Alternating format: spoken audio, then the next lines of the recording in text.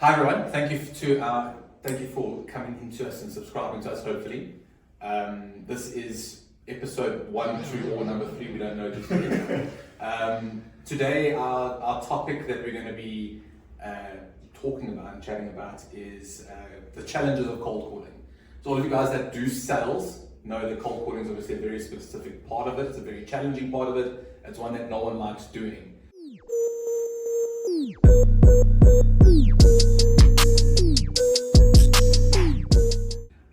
I want to start with one little thing that I might be introducing into Braeven. You guys are lucky that you didn't have to do this.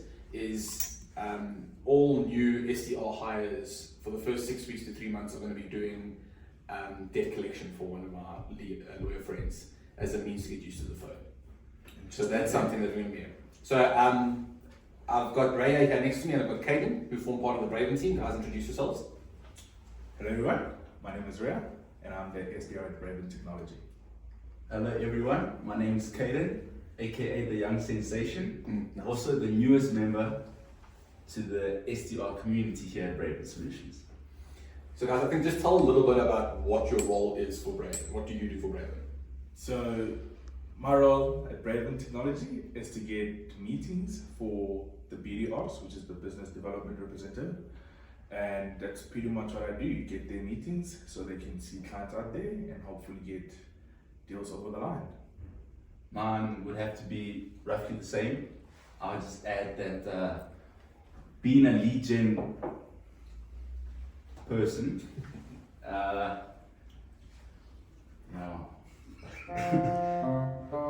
Is it tough? it's tough.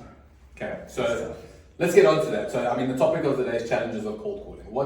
Yes. Guys, give me five. Give me five challenges that you guys face with cold calling. Number one for me would be rude people. They're very rude people, and sometimes you just have to get a thick skin and just move on.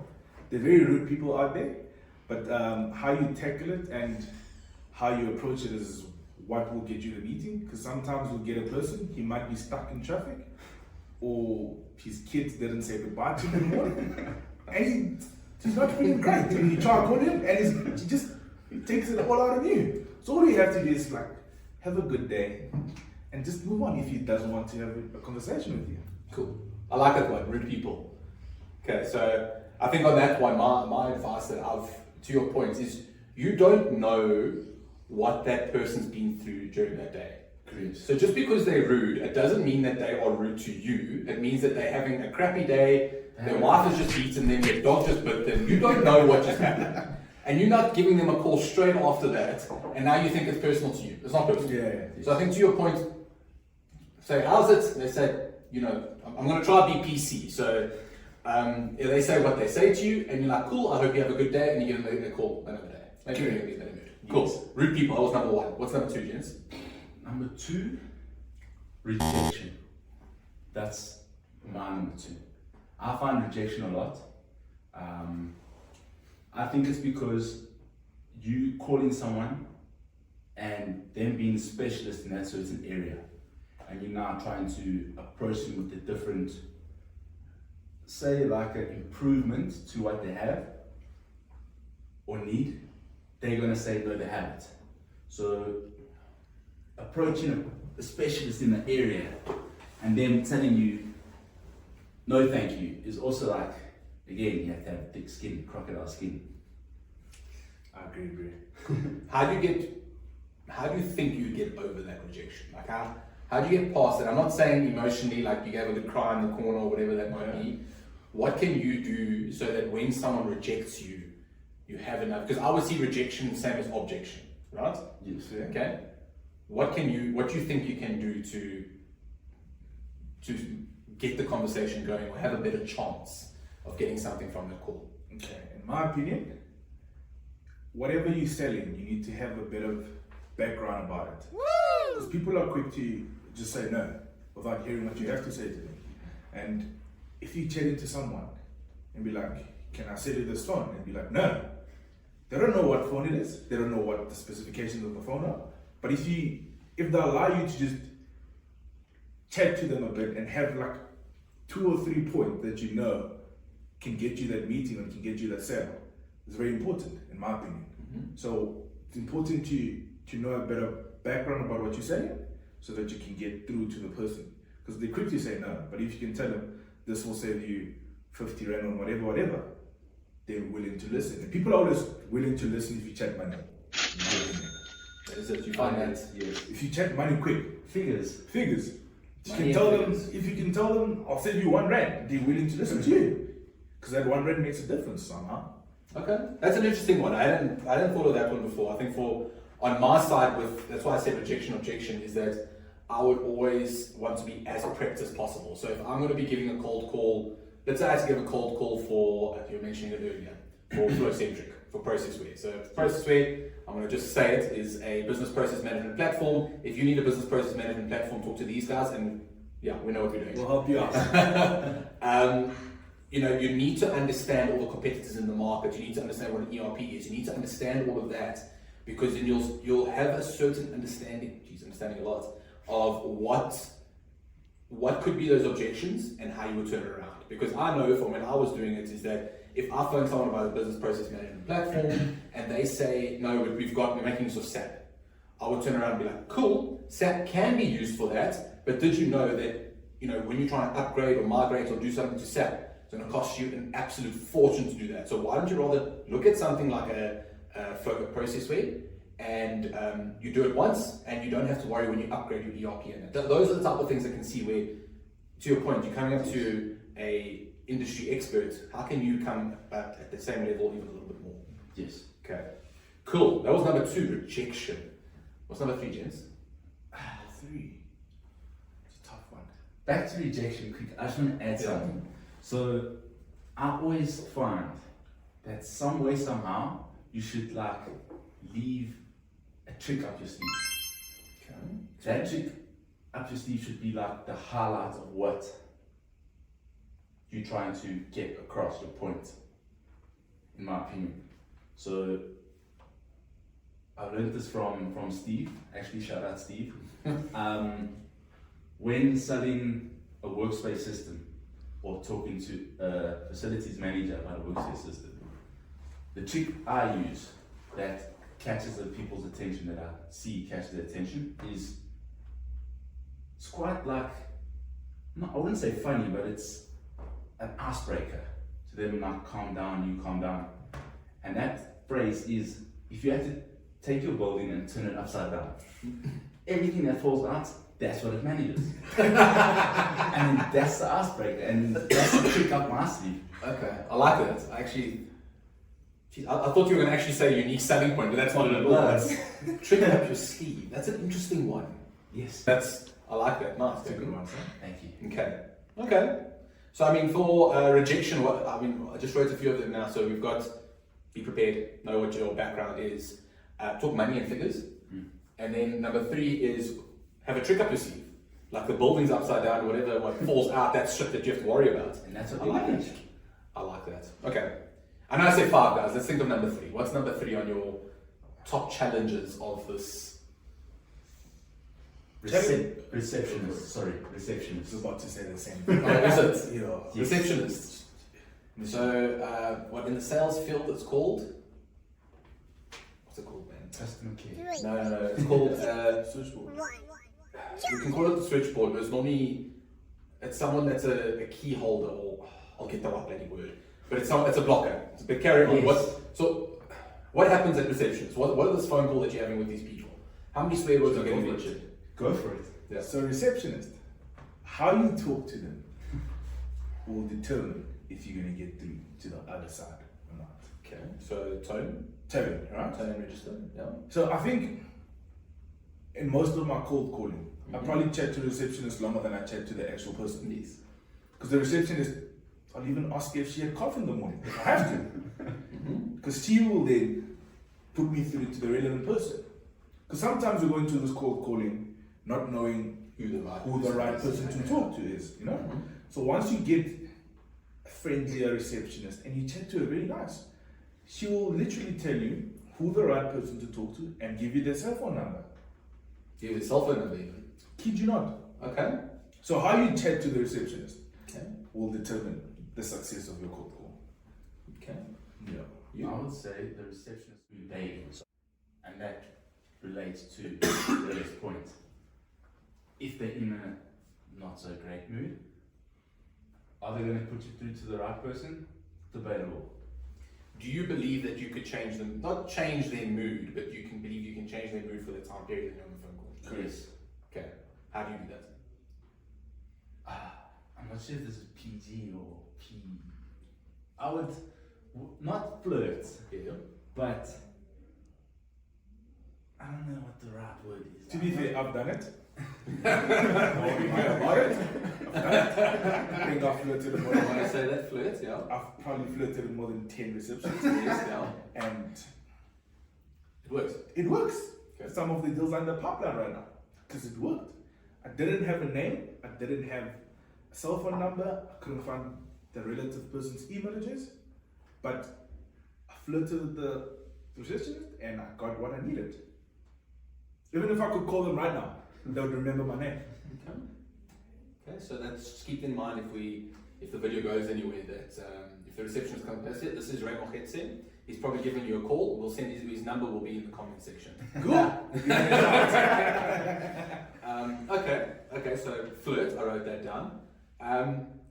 You spoke about tips and tricks, and I don't think tips and tricks is, I understand what you mean with regards to the rejection. What are the tips and tricks you can maybe use for receptionists, for these people that are blocked? So I put receptionists and PAs kind of at the same, on the same thing. How do you, because you guys are using the reference that you don't know who you need to go talk to. Is that the only time that you'll go through the switchboard? What happens when you do know who you need to go talk to? If I do know who I need to talk to, so you need to ask them how they are. Yes. It makes them feel, don't just call and be like, whoever, hi Cassandra, and then you just say, hi, can I please speak to whoever? No, chat to her. Mm-hmm. Be like, hi Cassandra, how are you? How's your day been? Can I please chat to a certain individual? That also works. And if they say yes, what I would say, or what I normally do say, is thank you for being such a calm lady. I really appreciate it. Then they're like, welcome, and you can hear over the phone the giggle or the smile. You can hear the smiles, by the way. You can. No, you can. I agree with you. You can. Okay. What about prepping a joke? Prepping a joke. Having a joke that you know you can land quickly. That also works. Yeah. But you need to have one that you land. Yeah. You don't have like a 60-second joke. Like it's a 10-second one-liner that you know you can land and do it well. Fair. It's just, I think the point to what you guys are saying with a lot of this is if you're gonna hit that blocker, you need to make them smile. Yes. Like people want to talk to people at the end of the day. So if you're a nice person, they're gonna do something. Thank you for making me smile. Cool, I'll help you to where you can go. So help them get a better one. I think the other area that you guys, I can see that you guys are going after receptionists. The one area that I would advise, and I've actually read this in multiple books, interestingly enough, is when you need to find out who needs to do what, the one area to always call is the sales department in a company. Because they're the loudest. Because they will talk to you. The most. Fair point. They're used to talking to people, and they're normally friendlier. So if you phone into the sales department and you say, how's it, listen, bud, do you know who looks after buying of, what the crap do we sell now? Of the spiral guards. Do you know who's responsible for that? You'll probably find, they'll be like, oh shit, you're going to talk to Bob, you'll probably get more luck than you do with the receptionist. The receptionist, if you have a name, different. But if you need to find someone specific, it's a different one to try. Try to find who's in sales, or even go to the receptionist like, listen, can I please speak to sales? Sales, it's a cold call, they don't know who you are. So it's just going to come through their landline, and it's like, how's it you through to the sales department? It's like, listen, it might not be the right one, but I was actually looking for who's responsible for this, and that. Interesting. So give it a try, see if that comes up a bit better. Yeah, Monday we give it a try. Monday we give it a try. Yeah. Yes. Cool. So we covered 3 challenges of cold calling over here. I think we've solutions and how we can overcome those challenges. Anything else you guys want to mention about this topic for today? I have a point. Tell me. So I've been here for a while. I've been here for like a year, 6 months. Yeah, that long already. Yeah, it's shocking, Part of man. the furniture. Yeah. Were you in our last office? No, I started with this office. Oh, you started with this Yes. office? Okay. So Literally we've had this part of office the for nearly a year and 6 months. So. Yeah, I'm on literally the furniture. No, the furniture's a bit older though. The furniture's a bit younger. No, it depends on which furniture you're talking about. The chairs are young, the tables have been here. The tables have been to lots of places, not just the offices. So and I used to struggle with getting through to people, like when I started. Then you gave me very good advice.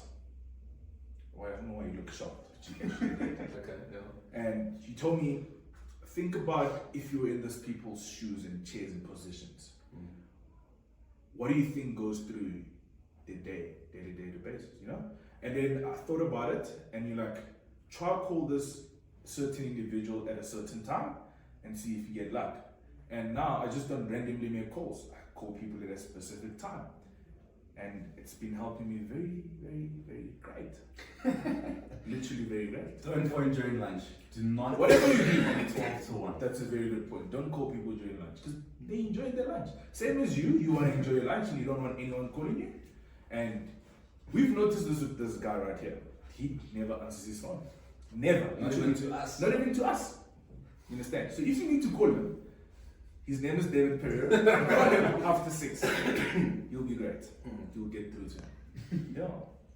Yeah, that's some of the advice that I always give the guys as well is timing of when you call. Very important. Yes. Yeah. Anything else you want to mention, Kaden? Back to that point, sea level, and I also figured 6 o'clock, and that's what you also told me. Just imagine you in their shoes, like you said, and just go from there. So I think, one of the things that as a closing remark that I'll say over here is, when you start phoning people that are more and more senior, like I think if you had to cold, even if you're cold calling in the B2C, so if you're selling insurance or if you're selling anything like that, try and think about where you are, what the other person's going through in their day. So cool, I'm gonna now phone the CEO of one of the big banks. If you had to look at, and I think you need to be empathetic. If you had to look at this guy's diary, you'd just start sobbing. Yes. Like, sometimes mine's got like 3 meetings happening at the same time. That's his diary every day, at every single hour. That's his life. Yeah.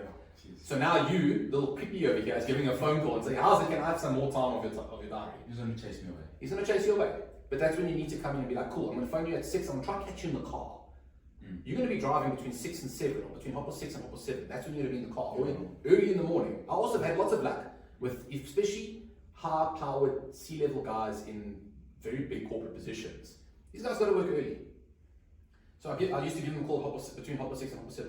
And you're catching them in the car. That's when you want to catch them, because you can hear them driving, and 2, if they blow you off, then you know that you've done a really poor job. Correct, because they're driving. They've got nothing else to do. Nothing else to do. Okay. And then the other thing is, use WhatsApp if you have the guy's cell phone number. Works like a charm. Genuine works like a charm. If you're trying to get hold of someone and you're struggling to get through to them over a phone call and you have the personal number, save it, text them on WhatsApp. They'll generally reply to you and give you what you want. So that is a South African thing though, because I think as soon as you start going into different regions around the world, so for example in the States, I know that Facebook Messenger is more popular than WhatsApp. So again, you'd use Facebook Messenger a bit more. If you go to different parts of the world, so I think if you have to do it in China, they make use of WeChat. So you use WeChat in those. So I think to Ray's point, it's get that chat platform, get the guy's contact details, and see if you can leverage that to get more chatty. Don't take this thing so seriously. Don't be so serious all the time. Correct. People are people. Just chat to them. Cool. Anything else, guys, before we close? All good from our side. Happy? Be yourself. That's all I have to say. Be yourself. And Be keep happy. it going. Be calm. Keep it flowing. Like the water. Okay, I didn't know that was going to come. Thank you.